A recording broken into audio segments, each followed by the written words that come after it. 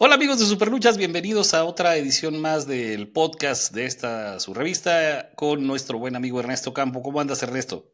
Muy bien, Milton, ¿y tú?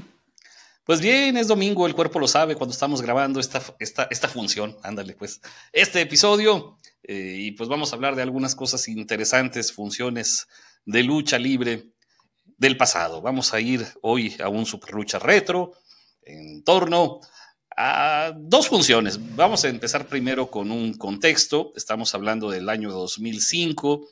Ya Exlo había tenido algunas funciones, había pasado la famosa Génesis, había habido ya un pequeño break y habías retomado funciones de lucha libre y trajiste a un luchador muy importante, muy interesante por ahí, que venía de Ring of Honor, campeón mundial, que es Austin Aries. ¿En dónde fue esta función donde trajiste a Austin Aries para defender su campeonato? Que por cierto, tú fuiste uno de los promotores en términos de que ese campeonato era mundial, porque se estaba defendiendo en diferentes continentes, diferentes países, y le tocó a México, de hecho, ser parte de este tour de Austin Aries. Fue en Tulancingo. Esa función fue después de haberme tomado un buen rato sin hacer eventos, porque Exlo tuvo muchas funciones en 2001 y 2002 y hasta 2003. Pero en 2003 es cuando renace Superluchas y tuve que dedicarme de tiempo completo a la revista. En 2005 se dio esta oportunidad de hacer el evento con Austin Aries, que estaba queriendo defender su título en diferentes partes del mundo. Y pues lo traje para que expusiera el campeonato del Ring of Honor. Y también aproveché para anunciar un cambio de filosofía en X-Law. O sea, ya no quería hacer cosas tan hardcore, tan extremas como las que se hicieron en los primeros años, que eran francamente muy violentas, con alambre de púas, con lámparas y mucha sangre. Sí. Y porque para 2005 como que ya toda esta revolución de ECW y de FNW que hubo en los 90 ya estaba desfasada, ya no había nada que demostrar. Y ya estaban surgiendo un nuevo tipo de luchadores como Austin Aries, como AJ Styles, como Christopher Daniels, que estaban marcando un nuevo estilo híbrido, una mezcla de lucha japonesa, de lucha mexicana, muy veloz, con muchos movimientos de poder. Y era lo que estaba pegando mucho en la escena independiente de Estados Unidos. Y es lo que quería traer aquí a México. ¿Contra quién fue esa lucha titular? Porque originalmente se anunció contra un luchador, pero ya estando en la función al estilo luchador sorpresa, terminó convirtiéndose en un triangular. Sí, fue con Super Crazy, obviamente el principal estrella que había en Exlo en ese momento, y que estaba ya a punto de irse a WWE. Entonces esa era la otra tirada de la función, hacer su función de despedida. Se iba a ir de Tulancingo para irse a Estados Unidos, y qué mejor que enfrentando a Austin, pero no me acuerdo si un día antes o el mismo día llegó Ricky Marvin, que él había pasado algo similar en la función del toreo en 2001, que él no estaba programado y llegó al toreo y subió como emergente debido a que faltó ya en Kimala y una lucha se tuvo que reestructurar totalmente. Entonces en 2005 fue algo similar. La lucha que iba a ser un mano a mano terminó siendo una lucha de tres esquinas. Por cierto, más adelante terminarán siendo pareja Super Crazy y Ricky Marvin en Noah, ¿no? Como los exitosos. Sí, ya después de la etapa de Super Crazy en WWE, fue a juntarse con Marvin, Young Noah, y al mismo tiempo que fueron campeones en Japón, fueron también campeones en la Arena López Mateos. ¿Alguna otra lucha que te acuerdes de esa función de Tulancingo? ¿Quién más vino de extranjeros o solo vino nada más Aries? Pues solo vino Aries, pero la otra lucha importante fue por el campeonato de X-Law, el campeonato de peso junior. Uh-huh. Crazy Boy contra Joe Líder, contra Extreme Tiger, contra Chamu. Sí. Ah, qué curioso. Mira. Eso nos da pauta para otra cosa que ahorita vamos a hablar. En aquel entonces el campeonato completo junior le habías dado un poquito de juego y precisamente estos cuatro luchadores habían sido los principales exponentes. De ahí se fueron más adelante a AAA como los Mexican Powers, por cierto. Sí, el campeonato junior era el más importante que se defendía dentro de la empresa porque el campeonato completo en ese momento estaba en Tijuana. Y tuvieron, el primer campeón fue Rey Mysterio Sr., después lo tuvo Nicho, después lo tuvo Elia Park. Pero el Junior era el que más se defendía y era, básicamente estaba entre Crazy Boy y Líder, que se lo estaban intercambiando. Y digamos que la trinidad de X-Lo en ese momento se completaba con Extreme Tiger. Sí. Entonces en esa lucha todos esperaban que si no ganaba Crazy Boy, Extreme Tiger iba a ser el nuevo campeón.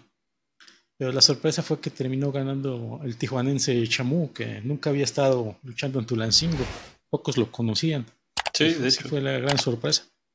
Sí, y Joe Líder ya venía despuntando, pero tenía poco. Yo lo conocí pues, gracias a tus funciones y a las reseñas.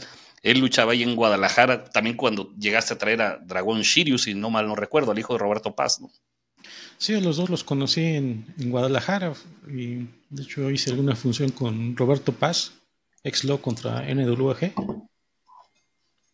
Sí, estuvo interesante porque sí, resultó ser muy violenta la función. Eran muy violentos los de Jalisco. Había en ese entonces, Ernesto, diferentes empresitas, fans queriendo hacer funciones de lucha. Estaba Nuevo León, estaba donde estaba la NGX, estaba de los foros la OLX de Raciel. En Jalisco también había estas funciones con los Paz.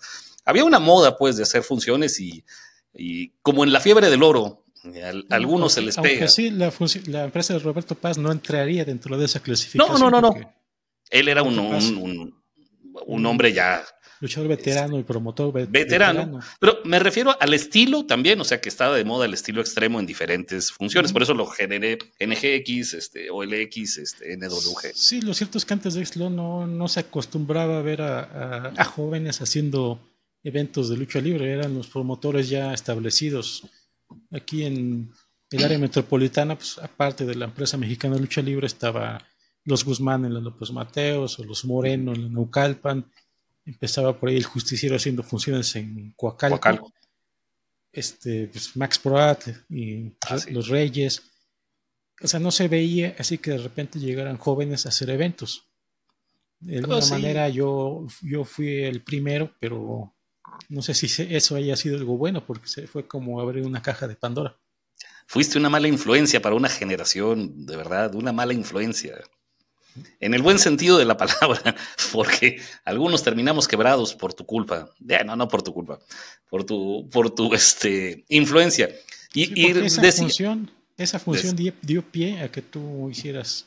Allá iba, que eras una mala influencia y que decía que estaban generándose nuevas personas que se animaban a invertir, chavos, jóvenes, en general, yo creo que motivados por lo que se veía en Superluchas, y además que había una generación de luchadores chavos en cada una de estas entidades, principalmente Distrito Federal, Nuevo León, Jalisco, que se aventaban precisamente estos estilos, porque era poco usual que las personas experimentadas les gustara un poco la lucha extrema. Entonces eran este tipo de jóvenes que se la aventaban y que pues motivaban para que también los que éramos fans nos animáramos a hacer alguna función, y me tocó precisamente, que es de lo que vamos a hablar también, un 29 de mayo de 2005, 2 semanas después de esta función. Obviamente se planeó con mucha más antelación, pero se dio una función aquí en Durango, organizada por Tu Servilleta, con una empresa llamada, la función fue llamada y patrocinada por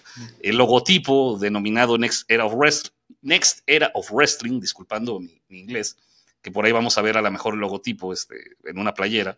Fue lo único que quedó de esa empresa, nomás la playera. Entonces, realicé una función aquí en el gimnasio de la sección 44. Es un gimnasio pequeñito, le caben máximo unas 800 personas. Es un gimnasio dedicado más bien al básquetbol y al voleibol de magisterial. La sección 44 pertenece al CENTE. Y ahí se dio primero la revancha de Tulancingo por el campeonato completo junior entre Chamu, que era el campeón, contra Joe Líder, contra Crazy Boy, contra Extreme Tiger, en escalera, una modalidad que aquí en Durango no se había visto mucho, o que no se había visto, aunque ya en AAA, en las televisiones, recuerdas que ya se hablaba de la lucha del extremo, ya se utilizaban escaleras, no tanto como modalidad, sino como arma. Acá sí fue. Cuando Psicosis ya había medio matado a Charlie Manson. Pero no era de que como modalidad de escalera, que recogieran el campeonato, más bien se utilizaba como arma dentro de todo el show, ¿no? Pero acá sí lo hicimos con escalera y pues aquí recuperó el campeonato Crazy Boy con una escalera prestada de una institución pública, que luego regresó al día siguiente llena de sangre y doblada, por lo cual se molestaron un poco, porque pues, no era la idea que nos la regresaran de esa manera.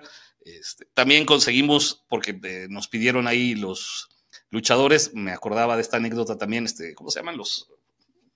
Las luces de neón, que ahí Crazy Boy nos recomendó que fuéramos así como que a las tiendas afuera, donde hay la basura, donde había a veces que ya estaban fundidas, pues para no comprarlas, ¿verdad? Porque pues comprar varias si sale caro.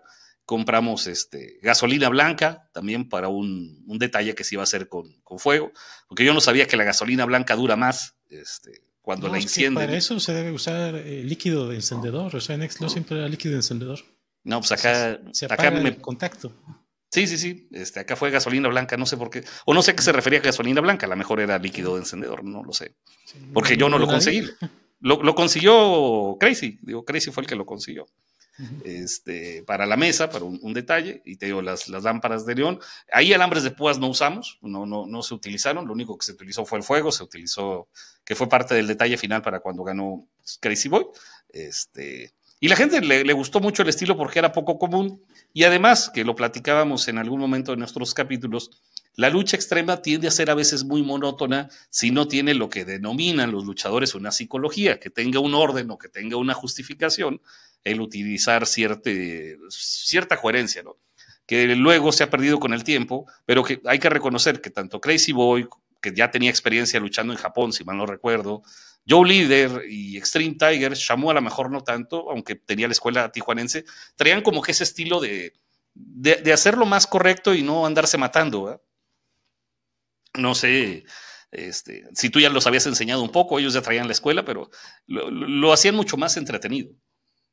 No, la clave de ese estilo, quien más enseñó, y a mí también, fue Rey Mysterio Sr. O sea, él sabía mucho, aunque él no fue de los iniciadores, porque los primeros que fueron de México a Japón para aprender el estilo fueron Conan, Damián cuando era Ultraman y Psicosis cuando era León Negro, pero el que más sabía era Rey Mysterio Sr., porque era casi un mago en cuestión de absorber secretos, pues, para no lastimarse, al menos no lastimarse de más. Y Shamu, pues, como uno de sus alumnos, también ya sabía muy bien qué hacer. Sí. De una anécdota dentro de esta lucha que no tiene que ver con el desarrollo de ella, fue que traíamos ahí un socio que se ofreció amablemente a conseguirnos donde durmieran ellos cuatro, porque venían ellos cuatro juntos de alguna función, llegaron juntos. Y para no pagar el hospedaje, alguien dijo, pues yo tengo una casa como quiera, y ahí se pueden hospedar. El detalle fue que no nos dijo que la casa no era de él. Entonces, pues el dueño de la casa que estaba de viaje, pues regresó precisamente el domingo, si mal no recuerdo, no, regresó el lunes, porque la función fue un domingo, y el lunes ellos iban a viajar ya en diferentes horarios, y les cayó el domingo en la mañana, entonces los corrió del departamento. Obviamente fue un pequeño malentendido, pero sí fue curioso que terminaron saliendo de una casa en la cual pues no estaba muy bien dado el permiso. De las cosas que suceden en los promotores. En cuanto al nombre de la empresa, ¿de dónde salió? Mía, fue una idea, tenía dos propuestas. El juego de palabras a mí siempre se me ha hecho que debe de utilizarse como un recurso. Next Era of Wrestling era nuevo, Next Era of Wrestling. Y tenía el de hardcore y extrema lucha libre, que era Hell, como infierno en inglés. Eran las dos que yo traía en mente, pero me pareció, como tú bien lo dijiste, que utilizar a lo mejor un nombre que ya no vinculara tanto a la lucha extrema o hardcore era mucho mejor, si es que llegase a ser exitoso, lo que no sucedió. Entonces, y el logotipo lo hicieron unos diseñadores que de hecho se llamaban Santos Diseñadores, sí, Santos Diseñadores. Eran unos chavos que precisamente se dedicaban al tema de diseño en general, pero que eran fans de lucha libre, por lo tanto como que comprendían un poquito el concepto de lo que había que hacer. y pues ahí nos ayudaron haciendo el logotipo y el diseño, que me parece que hasta el día de hoy no pierde tanta vigencia, eran muy buenos diseñadores. Y los colores, el naranja pues estaba un poco inspirado en Superluchas y el azul pues era el contraste, ¿no? Sí, también recuerdo que, o sea, tú estuviste en la función de Tulancingo, porque de ahí se hizo la secuencia para lo que fue tu función. Sí. Aún así, pues no fue la lucha estelar porque llevaste a Gronda.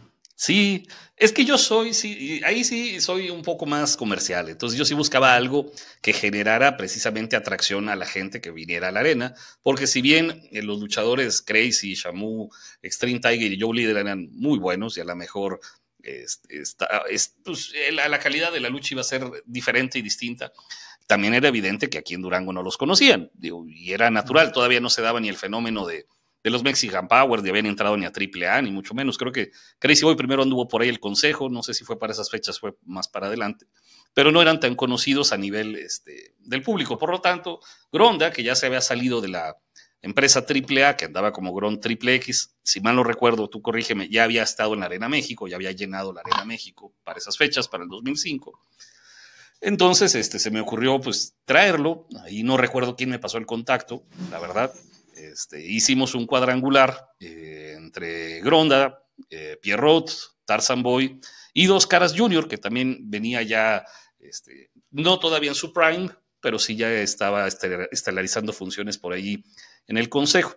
Quien me ayudó a arreglar a Tarzan y a Dos Caras fue Pierrot. Hay que decir que Pierrot en aquel entonces se portó muy bien, porque hasta pues yo los arreglé como un mes antes o tiempo antes. Y ya cuando faltaba como una semana en las funciones de Superluchas, en la revista de Superluchas, ya ves que aparecían las funciones. Apareció programado, creo que los dos, tanto Tarzan como Dos Caras Junior aparecieron programados en la Coliseo ese domingo, que iban a venir conmigo. Recuerdo que hasta te pregunté y me dijo, no, lo más seguro es que te vayan a dejar tirado porque pues, ya los programó el consejo, pues más normal. Y yo no sé cómo lo hizo Pierrot, que a final de cuentas, pues sí vinieron aquí y dejaron allá afuera la Coliseo. Bueno, lo sustituyeron. Supongo que él arregló, no sé si tendría buena relación ahí con el sindicato o con programación, pero él me echó la mano con eso, por cierto. Yo también, o sea, yo no pude ver esa función porque no la grabaste y sí, me llamó la atención en las fotos de que hay una donde te están golpeando, si estás tú sin camisa, Dark Angel y Suhei. Pues ya ves, uno que es mamón y no se le da. Hicimos también una lucha, hay que recordar que Dark Angel estaba muy de moda, al menos en el circuito independiente, ya estaba en el consejo, si mal no recuerdo, pero tú le diste mucho push en la revista y ya traía ella un buen pique con la princesa Suhei, entonces hicimos una lucha mano a mano y me dejaron viendo estrellitas porque yo era el anunciador, dije algunas tonteras, evidentemente con la intención de calentar al público de la función, de que las luchadoras no servían, que era vayan por las palomitas, esta es la función que vienen a ver la lucha extrema y las mujeres, pues bueno, pues por mientras pueden irse a tomar refrescos, no sé, algo como para calentar y la gente abucheando, etcétera, ¿no? Termina la lucha, que era un mano a mano, y pues me subo a dar el resultado del ganador y pues ahí me tundieron de Dios es padre, ¿verdad? Para los que dicen que la lucha libre no es verdad, sí me dejaron, no nada más los rasquetazos, o sea, la ventaja es que sabía cuerdear. ¿Por qué? Pues nomás por obra del Espíritu Santo sabía cuerdear. Si no hubiera terminado, yo creo que hasta en la primera fila cuando me aventaron, una pasada de campana, que también yo no sé cómo la tomé y no acabé parapléjico. Y me dieron unas patadas aquí en la espalda. Para quien dice que suena porque se pegan en la pierna, pues puede ser como parte del efecto visual, pero el madrazo es real, porque me dejaron viendo estrellitas, literal como caricatura, puse a ver estrellitas, y ya salí del programa, ya no regresé como anunciador, ya quedó alguien más de anunciador, pero la verdad fue solamente por subirme al cuadrilátero, no había otra justificación, pero valió la pena el show. Sí. Fue por ese mes, me parece, cuando empieza a luchar Dark Angel en la Arena México. Sí. Fue por las mismas fechas. ¿Y qué más? De esa función, pues que salimos quebrados porque ese día fue la final de fútbol mexicano y estuvo el América para acabar. Y yo creo que como en todas las ciudades, pues el América siempre genera una buena cantidad de gente atenta. Y fue a la misma hora para acabarla, pues fue como las funciones aquí en Durango los domingos son tradicionalmente a las 5 o 6 de la tarde. y si mal no recuerdo el fútbol pues fue también como es ahora, a las 6, 7 de la tarde. Por lo tanto, pues medio Durango estaba concentrado viendo el juego del América contra no sé quién, y es una muy mala idea hacer funciones de lucha libre cuando hay una final de fútbol mexicano. Muchos siguen diciendo que la lucha es el segundo deporte más popular. Yo normalmente tengo mis dudas, porque si hay una, y si fuera el segundo lugar es como que este es el primer lugar y el segundo lugar está como por acá. O sea, hay una tremenda diferencia. ¿Qué otra? No, el segundo deporte más popular es por mucho el béisbol. Béisbol, ¿no? Sí, hay muchísima afición al béisbol, mucho más que la lucha. Pero yo no sé por qué tienen siempre esa idea, porque entrevista que veo de algún luchador es, la lucha libre es el segundo más popular. Son lugares comunes, es como decir que el himno nacional mexicano es el segundo más bonito después de la Marsellesa. Sí, también. Eso lo dicen en varios países, como si hubiera habido un concurso de himnos que no. Y la otra que ya se me estaba olvidando es que en las primeras luchas vino Andrade, Manuel Andrade, en aquel entonces conocido como el Brillante Junior, junto con tengo ahora la duda si es su primo o su tío, que se llamaba en aquel entonces Príncipe Zafiro, que luego fue Pentagoncito, y luego terminó actualmente como Cavernario Galindo Jr. Ellos dos vinieron, ambos tendrían, en aquel entonces 2005, Andrade tendría unos 14 años, 14, 15 años aproximadamente, y su primo igual, tendría como 15, 16 años. Yo ya los había visto aquí porque había venido el Santo, el hijo del Santo, había venido a una función y precisamente habían estado ellos dos de teloneros. Normalmente las funciones aquí en Durango cuando se hacían, ya no hay tantas, se está reviviendo un poco, eran de los que hacían funciones en la Laguna. Tú te has dado cuenta, Ernesto, que la Laguna sí tiene una actividad constante de lucha libre. La Arena Olímpico Laguna es tradicionalmente todos los jueves y hay otros... hay otras arenas, cada semana hay lucha libre en la Laguna. Entonces, cuando había funciones en Durango eran los empresarios de la Laguna que venían aquí a hacer. Y en aquella ocasión vino el hijo del Santo, que por cierto también tronó como palomita, no hubo mucha gente. Pero ahí conocí tanto al Brillante Junior como a Príncipe Zafiro. Y he de reconocer que en aquel entonces a mí me parecía mucho más destacado Príncipe Zafiro que Brillante, pero a la postre, pues Brillante Junior desarrolló mucho mejor ahí en el centro del país, era más alto y pues hoy es el grandísimo Andrade. ¿Y qué pasó? ¿Por qué ya no seguiste? O sea, sí, tronaste, sí, pero es algo normal dentro del negocio de la lucha. O sea, sí, para que puedas tener una empresa exitosa tienes que perder muchísimo dinero. Y es dinero que uno no tiene a los 23 años, Ernesto. Yo tenía 23, 24 años. Digo, yo creo que terminé todavía pagando lo que debía como 3 meses después. O sea, no es algo sencillo. El tema de las funciones de lucha libre, muchas veces la gente cree que es un espectáculo barato. No, la lucha libre no es barata. Organizar una función de lucha libre no es barato. Y más cuando vives en un estado, no me gusta decir en la provincia ni en el interior de la República, pero si no es la Ciudad de México, si no es a lo mejor Tijuana, que queda cerca de la frontera, lugares donde hay una buena conectividad, a eso me iba a referir. Porque, por ejemplo, acá Durango tiene solamente vuelos de Aeroméxico. O sea, para los que vuelan, yo no vuelo muy seguido, sabrán que Aeroméxico es de los vuelos más caros que hay. No teníamos en aquel entonces Aeromar, o no me acuerdo qué otras, no existía todavía ni Viva Aerobús, ni ninguna de esas, pero había también aerolíneas un poco más accesibles. Al día de hoy seguimos sin tenerlas. Por lo tanto, simple y sencillamente el costo de traer unos 3 luchadores por avión aquí a Durango, hay ocasiones que el vuelo ida y vuelta de Durango son entre 8 y 10 mil pesos aproximadamente, puede ser hasta más. Entonces, pues ya simple y sencillamente te sale a veces más caro el vuelo que la garantía del propio luchador. Entonces, es complicado en ese sentido. Y si no tienes un negocio, como tú bien lo acabas de decir, de que, oye, soy empresario de la industria de la construcción o de algún otro rubro, pues es muy difícil financiar una empresa a largo plazo. Yo estoy de acuerdo contigo. Una empresa tiene que tener caliente a la afición, de decir, ¿qué va a pasar la siguiente semana o la siguiente quincena o el siguiente mes? Pero tienes que estar constante haciéndola. Pero pues para eso yo creo que debes de tenerle un desprendimiento a unos 10 millones de pesos que no traigas ganas de usar en un año aproximadamente. ¿Mande? O más, o sea, la idea es para tener una empresa así de alto nivel sería estar dispuesto a perder $1 millón. ¿En un año? En un año. Oye, Ernesto, pero yo he visto algunas entrevistas de algunos promotores que no quiero quemar, muy famosos, que dicen, no, yo una vez perdí $2 millones y aquí sigo haciendo funciones. Es posible, pero también hay que recordar que hay mucho lavado de dinero en este país. Sí, hay mucha cuestión muy chistosa, pero sí es muy cara hacer funciones. No sé en la Ciudad de México, Ernesto, o en el área metropolitana, qué tan caro es hacer, pero para el interior, simple y sencillamente los traslados, hospedajes, a veces te duplican el costo posiblemente de hacerlo en la Ciudad de México. Sí, es muy caro y si es en algún lugar cercano a la ciudad, pues se puede solucionar con un autobús, pero sí, hasta Durango pues, sí está más complicado. Sí, porque hasta los de Monterrey, porque yo llegué a cotizar a Elia Park en aquel entonces, a ver si había la posibilidad de venir de Elia Park. Y él, pues quiso avión de Monterrey a Durango, siendo que de todas maneras uno pudiera pensar que Durango, Monterrey no está muy lejos, pero sí son 8 horas por tierra, que es a la otro lugar que tú puedes estar un poco cerca. Y Jalisco, Guadalajara, donde también pudieras encontrar luchadores, a lo mejor que tengan su residencia ahí, pues también en aquel entonces eran como otras 8 horas de viaje. Por lo tanto, no querían las estrellas venir en autobús. Y la friega, en el caso de Durango, es que de Monterrey no había en aquel entonces un vuelo directo a Durango, o sea, tenían que ir Monterrey, Ciudad de México, Durango. Igual de Jalisco era Guadalajara, Ciudad de México, o Distrito Federal, Durango. Entonces, pues sí nos metía una madrina en el caso de los viáticos.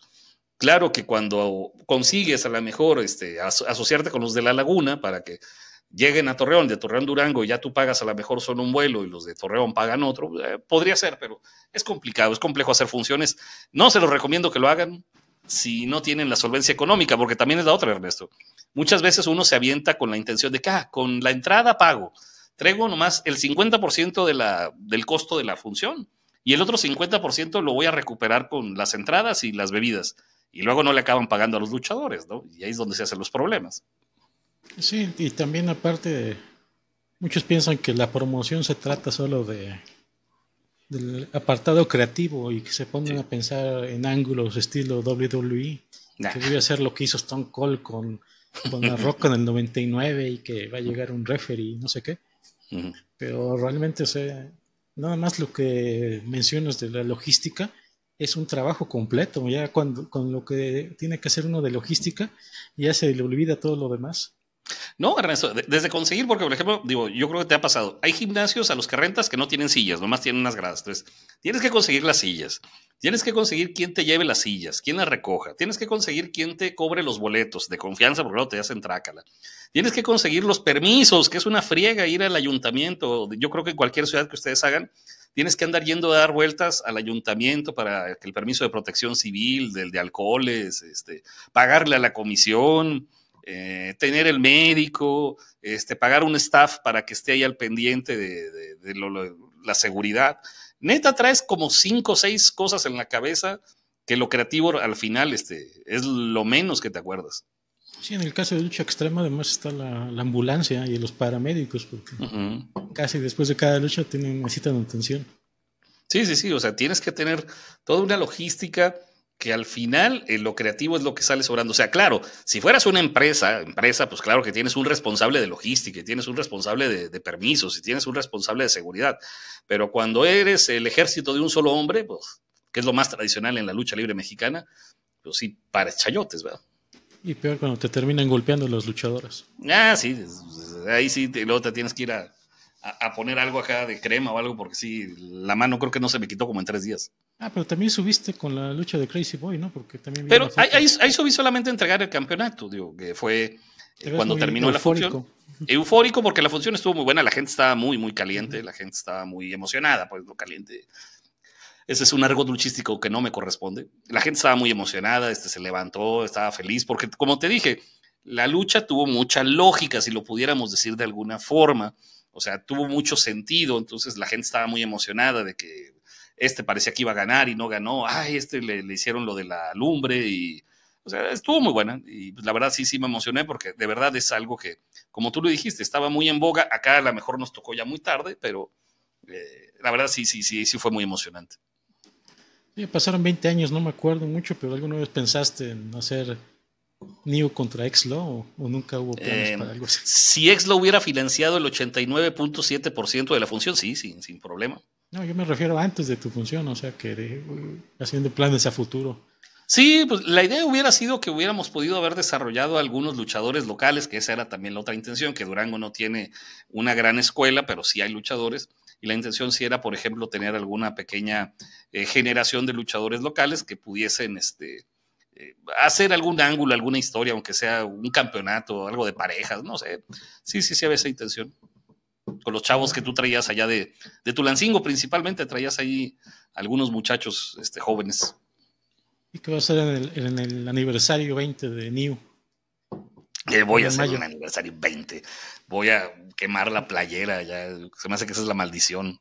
Voy a rifar la playera. No la voy a rifar, la voy a vender. La playera en la que vamos a sacar la foto trae los autógrafos de los 4, de Crazy Boy, de Joe Líder, de Extreme Tiger y de Shamu, por cierto. Subástala. Crazy Boy ahorita anda ahí en AAA, ya semi retirado. Joe Líder también ya casi no lucha. Creo que el más vigente pues, es Extreme Tiger, creo. Shamu tengo mucho tiempo de no. Creo que ya hay un Shamu Junior. Sí, subástala, sí. Yo creo que sí tiene su valor. Sí, yo creo que sí. Ahí cuando reviva Superluchas la revista. Algo más, Ernesto, además de esta. Tenemos que contar tu primera función, por cierto. También está pendiente para el otro podcast. Sí, a ver si para el siguiente hablamos de. Porque muchos se acuerdan de Ex-Law, pero tú tuviste un negro pasado también. Sí, mi primera función fue en el 98 y no tiene mucho que encontré el video de esa función y estaría bien subirlo. Ok. Bueno, con esto finalizamos nuestro episodio, agradeciéndoles como siempre su preferencia. Suscríbanse, denle like, compartan. Tenemos también ya habilitado el tema de los super gracias. Muchísimos gracias para todos los que lo han realizado. Ernesto, nos vamos. Muchas gracias a todos y hasta luego.